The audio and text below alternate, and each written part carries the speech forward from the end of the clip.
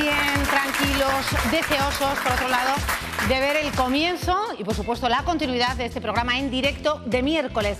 Son las 6 menos 10 de la tarde y arrancamos con esa comparecencia en la mesa del Congreso, la Comisión del Congreso, del Ministro del Interior, el señor Zoido, que ha reconocido que sí hubo fallos de comunicación con los miles de conductores que quedaron atrapados en la AP6 el pasado Día de Reyes. En la Comisión del Congreso, Zoido ha dicho que ellos no tuvieron ninguna culpa de lo que ocurrió y ha puesto el foco en la concesionaria de la autopista.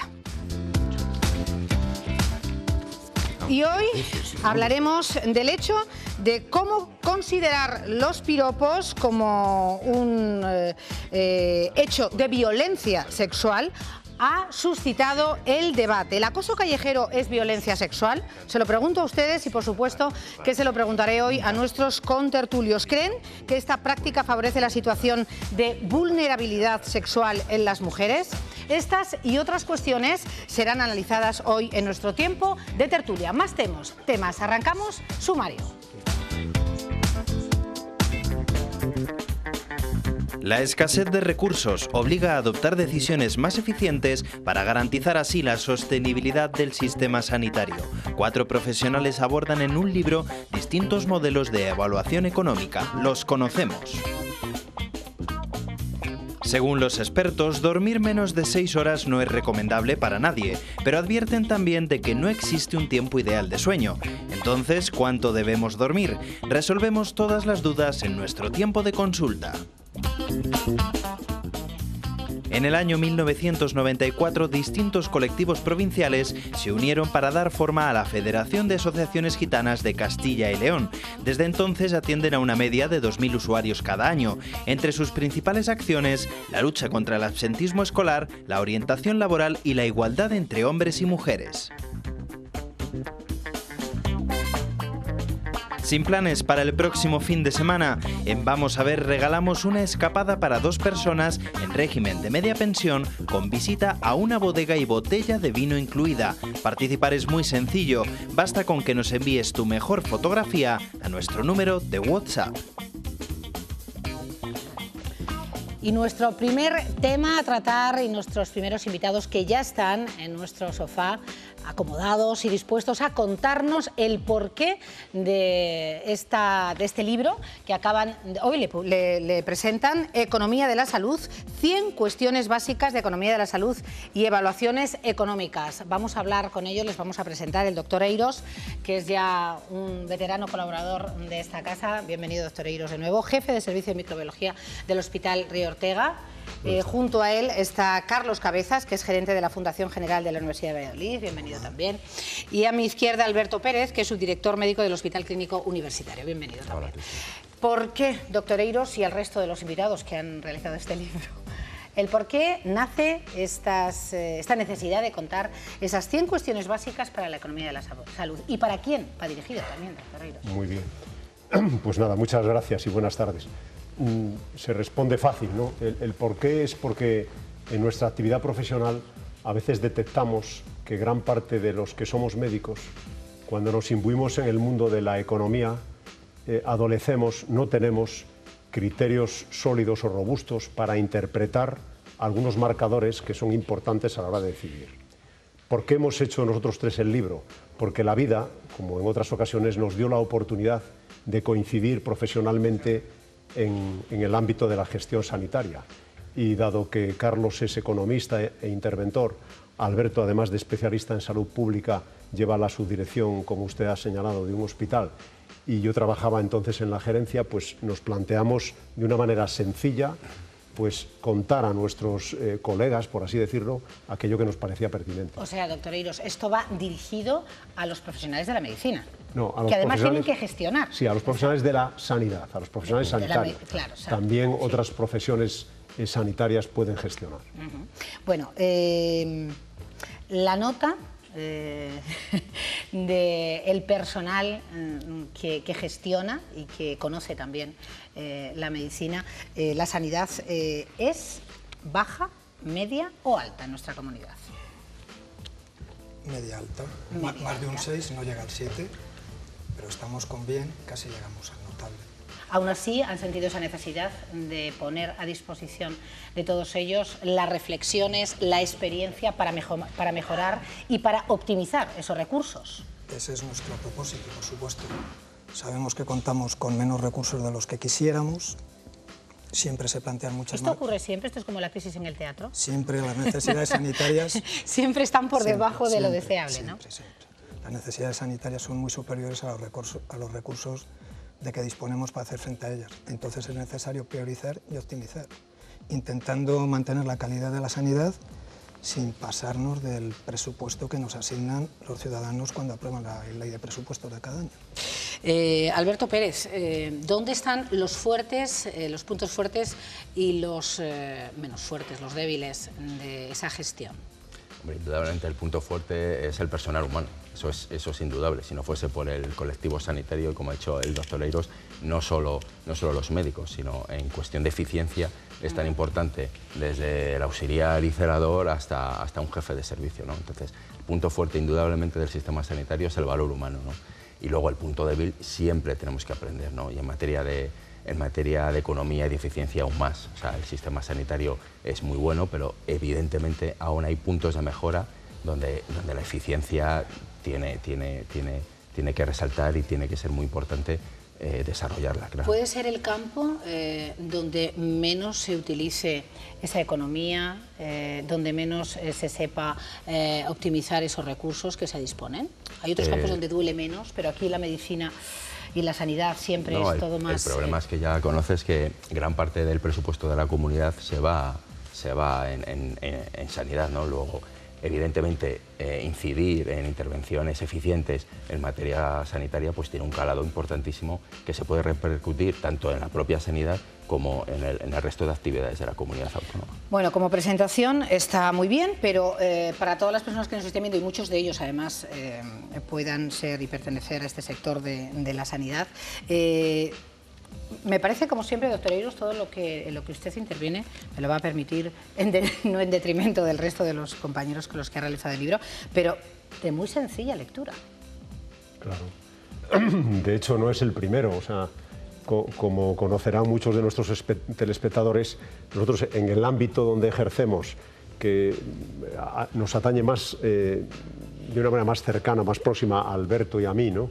En este caso, y un poco más lejos a Carlos, pero ahora ya también en el ámbito de las enfermedades infecciosas, en el ámbito donde ejercemos, sí, tenemos cierta trayectoria haciendo el mismo formato de manuales muy sencillos, de preguntas y respuestas y argumentos complementarios o lecturas de referencia para los profesionales y para otras personas también. Hemos escrito también para divulgar, ¿no? Entonces, en ese sentido, cuando nosotros como médicos, y aquí pues probablemente porque el colectivo que más conozco en este ámbito, somos llamados a tareas de gestión, pues algunos términos que puede desarrollar muy bien Carlos, y más desde su visión de un interventor o de un economista, no son ajenos. Y como señalaba Alberto, si las personas son el núcleo para ejecutar y llevar a cabo pues desde acciones sanitarias concretas de comunidad o de gestión, pues es evidente que formar es un valor en sí, ¿no? Yo creo que les piden el más difícil todavía. Además de ser buenos profesionales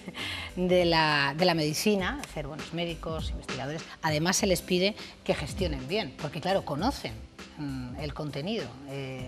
Bueno, es un plus. Bueno, es una exigencia en cualquier oposición en España, ¿no? Creo yo. Cuando se presenta una persona o cuando uno tiene que defender ante un tribunal de oposiciones su currículum, y yo lo he hecho en algunas ocasiones, con mayor o menor fortuna, el apartado de gestión se exige. ¿No? Claro, yo creo que es una necesidad. Alberto. Sí, está claro.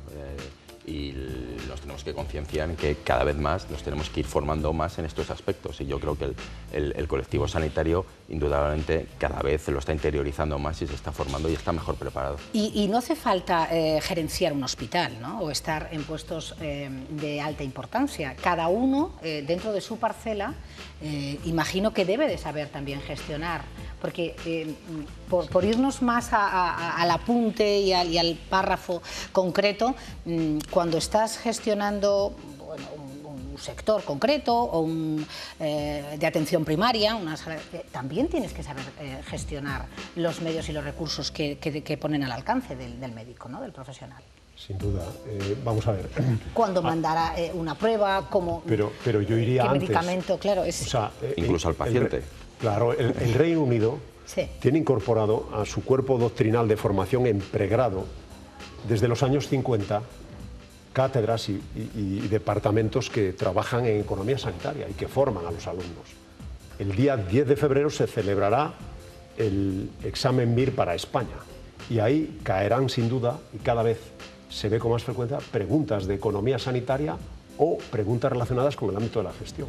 Carlos puede aportar su visión, sí. porque nos critica cuando no sabemos, y es cierto, ¿no? La cultura tiene Claro, pero y en el Reino Unido desde los años 50 se lleva aplicando. Desde los años 50. ¿Y en nuestro país, doctor Oidor? Pues hasta donde yo conozco poco nuestro país. ¿A usted país, en el MIR cuando le hizo no le preguntaban? A mí no me preguntaron, pero sí que los términos a mí sí, de... ¿ves? A mí sí, lo que Alberto, es sí.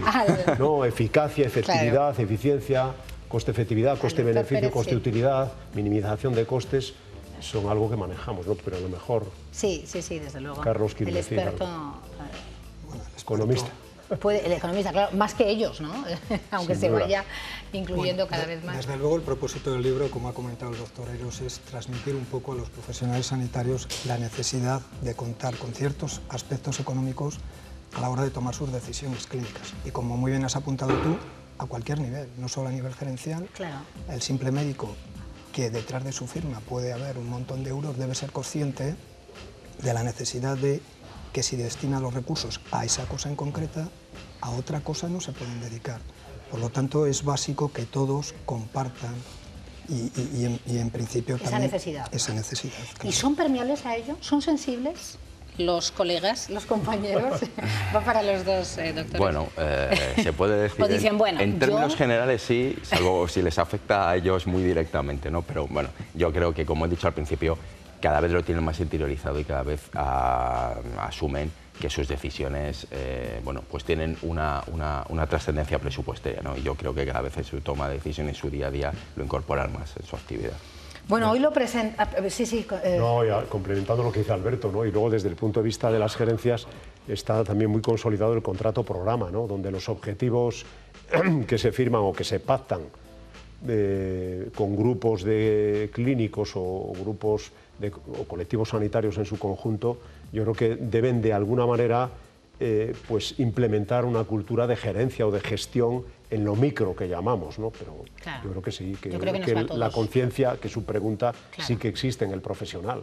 Lo decía antes Carlos, una persona que maneja, digamos, en su conocimiento clínico y en su práctica la prescripción de fármacos muy costosos es consciente. Otra cosa es que no se le mida o no se le evalúe por la eficiencia de esa prescripción, pero es consciente de lo que maneja. Yo creo que sinceramente sí. Hasta ahí. Nuestros alumnos son buenos en medicina y son conscientes. Son conscientes. Bueno, hoy presentan el libro. Me alegro que se hayan adelantado y lo hayamos podido presentar ante nuestra comunidad Castilla y León. Seguro que van a acudir muchos colegas y muchas personas a las que les va mucho en esa optimización de los recursos. Y conocerlo es un paso importantísimo. Gracias por este trabajo a los tres, a Carlos Cabezas, al doctor Eiros, también al doctor Alberto Pérez. Y vamos a hacer un giro. Bueno, sí, es cierto, hay que hablar del programa de nuestro compañero, de Eduardo Gordaliza. Hoy, en Espacio Abierto, hablará de ese especial sobre sanidad. La sanidad en Castilla y León, responsables de las plataformas, estamos viendo imágenes, por la sanidad pública, que se manifestaron el sábado en Valladolid, debaten con el consejero de Sanidad, Antonio María Sáez Aguado, sobre la situación de la sanidad en Castilla y León. Privatización, recortes, listas de espera, informes de evaluación, serán algunos de los temas a analizar en este Cara a Cara. No se pierdan hoy Espacio Abierto, programa, presentado y dirigido por nuestro compañero Eduardo Gordaliza. Cambiamos, giramos de tema y volvemos a lo que va a ser nuestro tiempo de tertulia. Vamos a ver una imagen que contiene que el vídeo y el cartel que han hecho desde la Junta de Andalucía concretamente desde el Instituto de la Mujer, el Instituto de la Juventud de la Junta de Andalucía. Ahí ven distintos animales, el cerdo, el buitre, el búho, así hasta 6 animales que han sido utilizados para plantearse, entre otras cuestiones, o esas al menos son las que quiero que queden hoy planteadas, si el acoso callejero es violencia sexual. Creen que esta práctica favorece la situación de vulnerabilidad sexual de las mujeres. Bueno, Francisco Pizarro señalaba hace unos días en la presentación de la campaña que el acoso callejero es la práctica machista y sexual más comúnmente aceptada y que favorece a esa situación de vulnerabilidad sexual de las mujeres. El piropo, que cosifica hasta la realización de fotos o los roces en transportes públicos. Además, ha recordado que hasta el 35% de las mujeres de todo el mundo han sufrido en alguna ocasión violencia sexual. 4.420 mujeres acudieron a la puesta en marcha desde el 2002 del Servicio de Información Jurídica, Asistencial Legal y Psicológica de la Junta de Andalucía. 404.020 mujeres, un reflejo escalofriante. Dada esta situación, hace unos días lanzaban esta campaña contra el acoso callejero. Pero hay tantas cuestiones, tantos matices, desde luego el debate se ha planteado, se ha hablado de ello, ha recibido muchísimas críticas, no solo por parte de ellos, sino también de muchas mujeres que no se ven representadas en absoluto en esa campaña. Una vez más, hablamos de campañas publicitarias que ponen el foco de atención en un tema. Hoy hablamos del acoso callejero. Veamos. Nos acechan cada día. Nos cruzamos con ellos en el supermercado.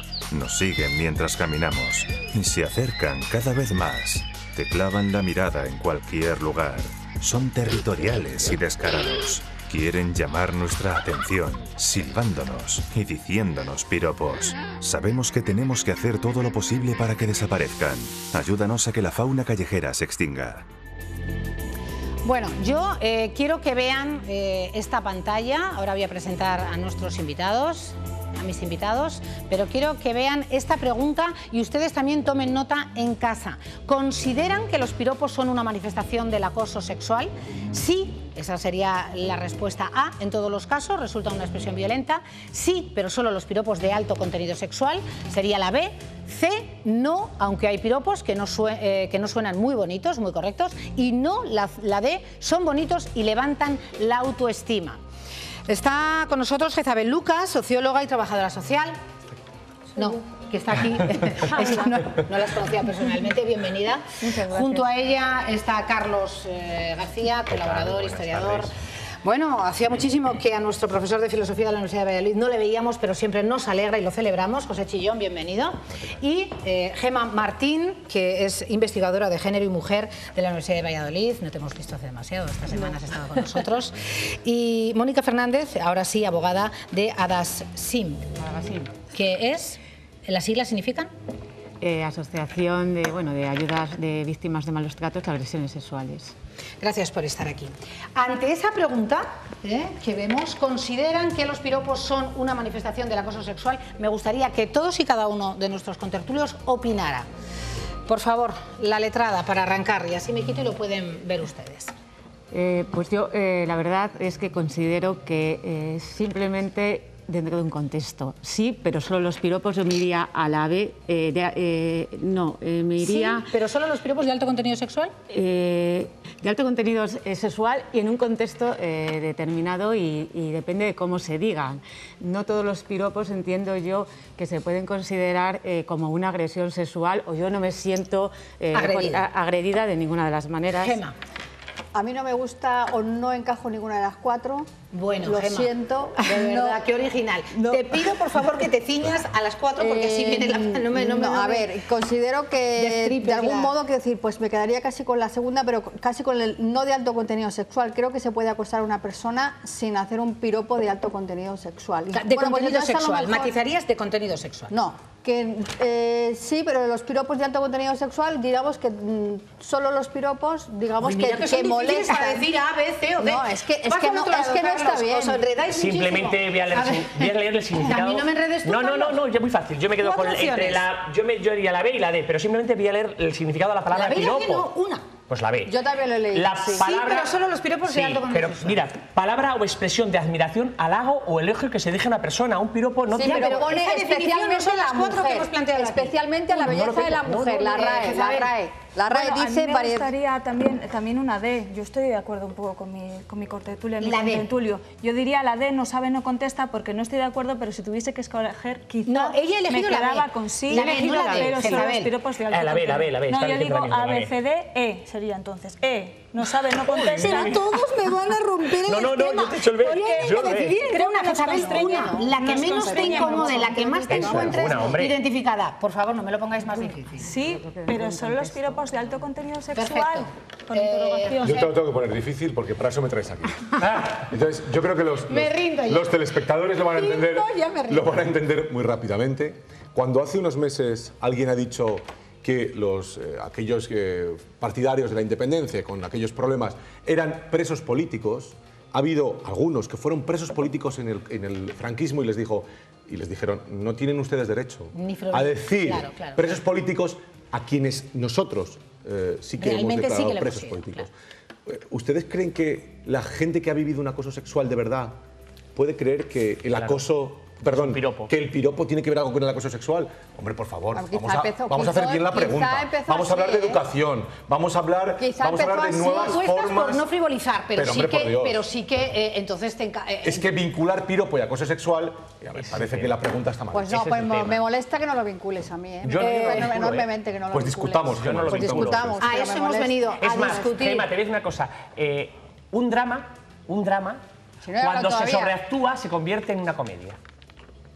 En un drama, si se sobreactúa, se convierte en una comedia. Nadie y creo que se está llevando la discusión en unos términos. Es tan importante el tema del acoso, Gemma, es tan importante el acoso que cuando se sobreactúa intentando interpretar por acoso cualquier problema. Vamos a ver de lo que estamos hablando, porque yo no he abierto la boca todavía y ya estáis. O sea, no sé de lo que estamos hablando. Sí, pero es que podemos. No he abierto la boca. Tenemos que hablar de grados y ahí vamos a tener que. Sí, yo cuando tenga ocasión hablo de grados. Cuando tenga ocasión hablo de grados. Quien ha sufrido acoso sexual, dígase desde arriba hasta abajo, las actrices con los directores de Hollywood. ¿Qué llamas tú acoso sexual, perdona? Lo que han ¿Qué llamas tú acoso? Un delito. Aquellas personas que utilizan el cuerpo de la otra para, en fin. No, perdona, es que a lo mejor las palabras también son acosadoras, ¿eh? Claro. Es que las palabras también pueden acosar a una persona. O alguien empezó acosando a otro con palabras. Pero eso no quiere decir que un piropo siempre sea acoso. Ojo. Esas palabras son un piropo. Eso no quiere decir hablar de muchos. No. Y vamos a hacer una pausa, así nada más empezar, en el momento en el que nos encontramos y abordamos todas las cuestiones a la vuelta. Jezabel. Sí, claro, efectivamente. Yo creo que no tenemos que mezclar y que sí que es algo negativo mezclar churras con merinas. Y me gustaría hablar de esto, de la idea de los piropos y de qué hay detrás de los piropos. A mí me gustaría decir que antes de venir he tenido la oportunidad de interpelar a mi alumnado, a mis alumnas del máster de psicopedagogía, y entonces les decía que si les gustaba recibir un tipo de piropo, sea del carácter que sea, ojo, hablando incluso de esta idea de elogio, ¿de acuerdo? Ninguna de ellas manifestó que les gustaba porque todas consideraban que les incomodaba, y estamos hablando de guapa, de rubia, pudiendo saber que no suele ser, o por lo menos los estudios nos dicen, la generalidad de los piropos que nos dicen por la calle y en el espacio público suelen ser de otro calado. Y lo que hay detrás, generalmente, de cómo se recibe, porque lo importante yo creo que en estos casos es ver cómo se reciben estos piropos, es el miedo. O por lo menos eso es lo que nos dicen los testimonios de algunos de los estudios. Y a la vuelta es lo que analizaremos, ¿no? Porque estamos cogiendo un poco lo que es el titular, lo que ha suscitado el debate, muchísimas críticas, esta campaña, muchísimas críticas, sí, y tú como experta en publicidad también me gustaría, Gemma, que ahondaras a la vuelta, porque una vez más hablamos de campañas que con una intención positiva a veces se convierten en todo lo contrario. Bueno, al margen de eso, efectivamente, el trasfondo salió de una reunión en un albergue juvenil, infantil, que el profesor, el que guiaba un poco a los jóvenes y a los adolescentes en este tipo de actitudes, hizo un ejercicio y planteó a los chicos cómo se encontrarían ante este tipo de situaciones que comentaba Jezabel.